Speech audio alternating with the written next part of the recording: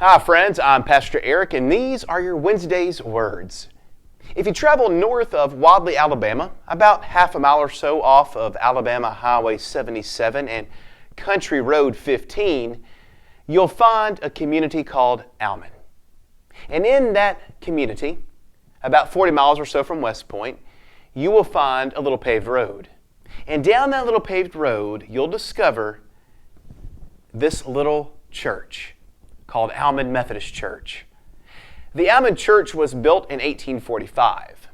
This community was close-knit for a long time until the bigger cities drew people away for better-paying jobs. But life was good in Almond. The young people would gather here at the church on Sunday evenings to sing and to have fellowship.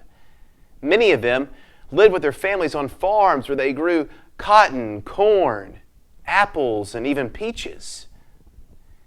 But over time, things changed.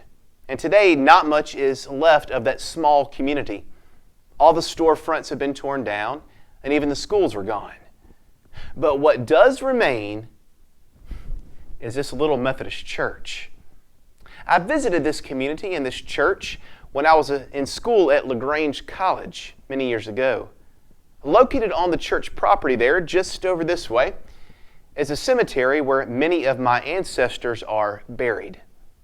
This is the community where my grandmother and great-grandmother grew up before they moved to the bigger cities. My great-grandmother's name was Ina Shockley. We just called her Mamaw Shockley. She lived well into her 90s, but died over 15 years ago.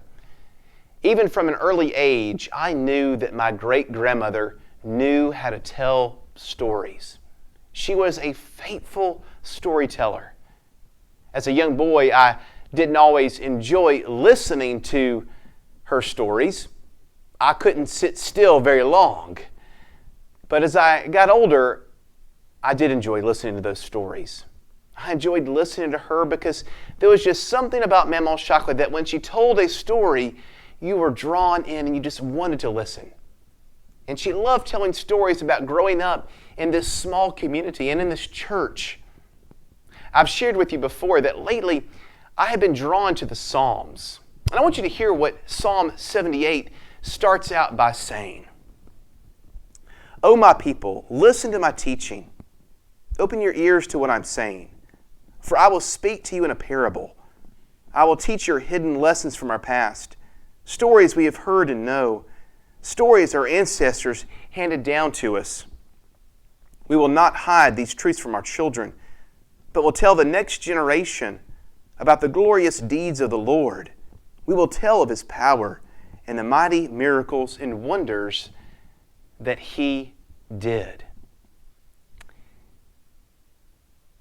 And then jumping down just a little further, I want you to hear what the psalmist shares about why being a faithful storyteller, like my great-grandmother, is so important for the next generation.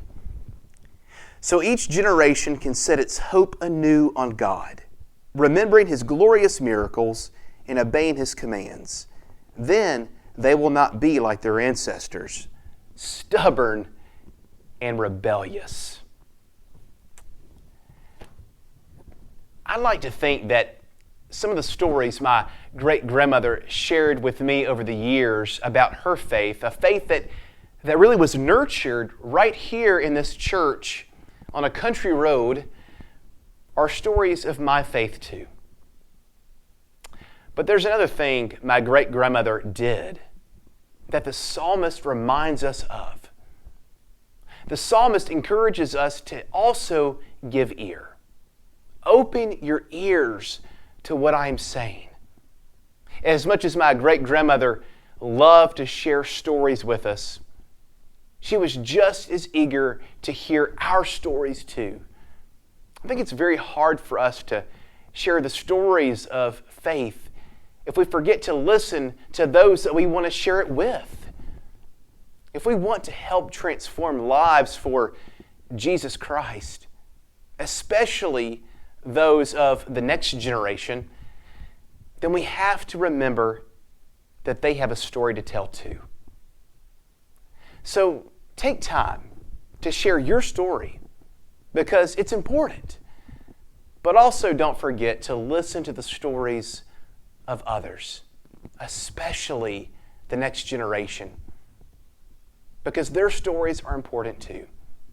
If we are faithful to God, we will see the need for us to give and receive stories that make us the people of God. Those are your Wednesday's words for today. I pray God's blessings upon you in the week ahead. Bye, everybody.